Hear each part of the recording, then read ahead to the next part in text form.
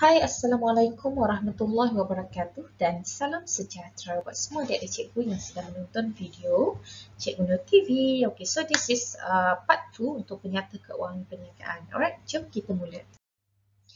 Baik, seterusnya kita perlu tahu tentang belanjawan kos. So, belanjawan kos yang ada dalam penyata keuangan perniagaan terbahagi kepada dua, iaitu yang pertama adalah kos tetap dan yang kedua adalah kos berubah.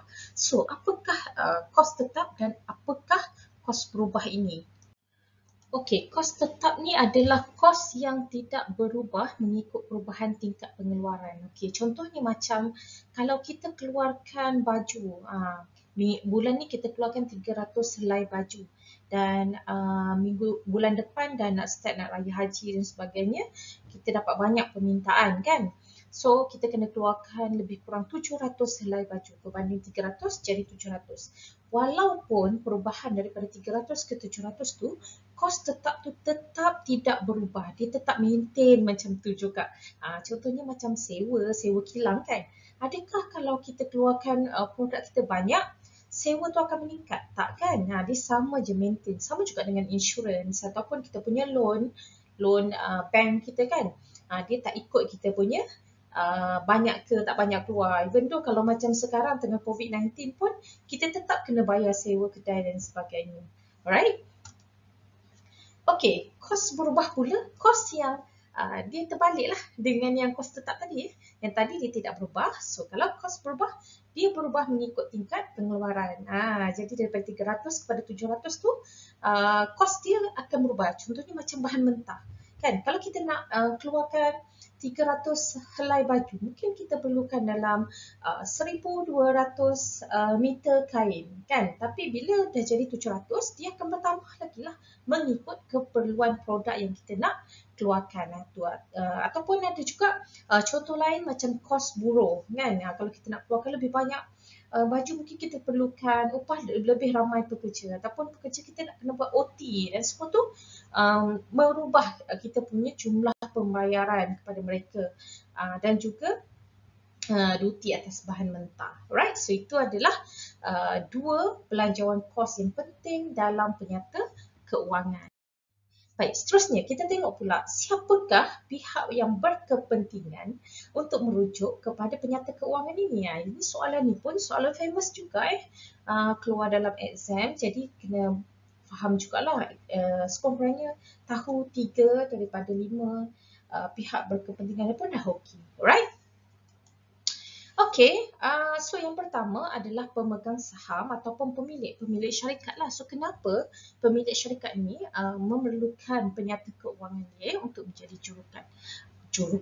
rujukan. Okey, so pemilik perniagaan ni dia kena merujuk kepada penyata keuangan dia sebab dia nak tahu kedudukan keuangan semasa company dia macam mana.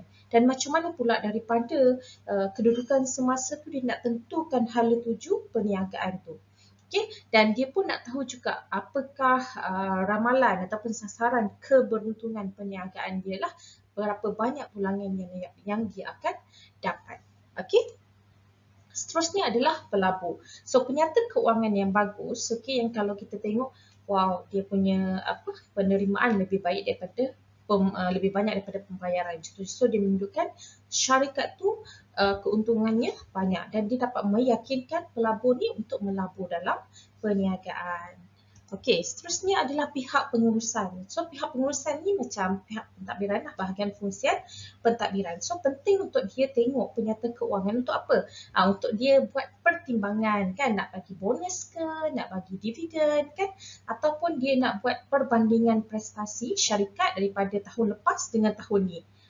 Dan apa perubahan dia, adakah meningkat, adakah menurun, dan kalau menurun apa nak kena buat, kalau meningkat macam mana nak kekalkan prestasi. So itu pentinglah untuk pihak pengurusan. Okey, seterusnya adalah pembiaya atau institusi keuangan. So pembiaya institusi keuangan ni bagi loan lah, yang bagi loan kepada peniaga kan. So untuk apa? Untuk dia nak tahu bagaimana kemampuan perniagaan ni untuk membayar hutang, mampu ke tak dia. Kalau kita bagi dia request untuk pinjam 100,000.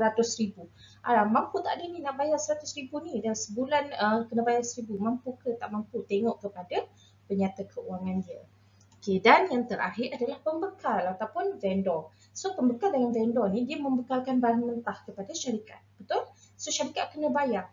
Jadi dia pun nak kena tahu juga syarikat ni mampu tak nak bayar.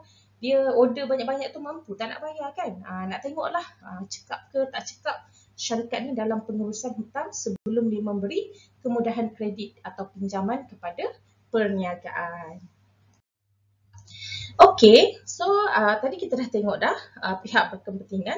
So sekarang kita tengok pula kepentingan penyata keuangan terhadap operasi keuangan sesebuah perniagaan. Okey, so untuk penyata pendapatan, kenapa pentingnya penyata pendapatan? Untuk mengukur prestasi perniagaannya. Daripada kita kira untung kasar dia macam mana, untung bersih dia macam mana, dan kita boleh meningkatkan jumlah keuntungan dengan meningkatkan kecekapan operasi dari segi penggunaan sumber perniagaan secara berkesan dan cekap. So, itu penyata pendapatan. Kalau kunci kira-kira pula, dia nak ketahui bagaimanakah kedudukan aset perniagaan. Adakah aset melebihi liability ataupun liability melebihi aset. So, kita tengok kepada kunci kira-kira. Baik, yang ini satu subtopik ataupun tajuk yang very popular. Okey, cikgu rasa titik peluang modal ni dalam bab tingkatan 4 dengan tingkatan 5 tu rasanya dalam 3 bab ada keluar titik peluang modal ni kan. So very popular lah, rasanya setiap tahun pun keluar soalan titik peluang modal. Jadi mesti kena tahulah apakah titik peluang modal ni ya. So, titik peluang modal ni adalah satu tahap kuantiti pengeluaran apabila jumlah hasil jualan sama dengan jumlah kos. Maksudnya dia tak untung dan dia tak rugi. Okay, so kita guna titik peluang modal ni untuk kita tahu berapa banyak yang kita perlu keluarkan untuk kita capai titik peluang modal. Maksudnya untuk kita mengelakkan kerugian. Okay, contohnya macam kalau kita kira titik peluang modal, kita perlu keluarkan 100 unit produk. Okey, kita kena jual lah 100 unit produk. Tapi kalau kita jualan kita tu kurang daripada 100 unit, maksudnya kita mengalami kerugian. So, kalau kita nak untung, kita kena jual lebih daripada 100 unit. So, dia jadi sebagai penanda aras lah untuk kita tahu. Alright? Okey, so ini adalah graf titik peluang modal. So ingatlah ada soalan pun akan keluar lakarkan graf, ataupun kalau dia dah bagi lakaran graf mungkin dia suruh kita nyatakan poin-poin yang dia kosongkan kan. Dia titik sini apa nama dia, titik sini apa nama dia. So ingatlah titik peluang modal ni tak susah mana pun. Okey, dia punya horizontal line dia adalah kuantiti, vertikal adalah jumlah kos dan hasil. Kemudian dia ada dua baris yang mana salah satunya bermula dari titik asalan dan salah satunya di mana-mana garis vertikal. Okey. So yang mana titik bersilang tu adalah titik peluang modal. Okey, cikgu ada sediakan satu video yang cikgu dah keluarkan dalam cikgu punya TikTok. So you guys boleh follow TikTok cikgu @cikgu_nur. Okey. Cikgu Nur TV lah.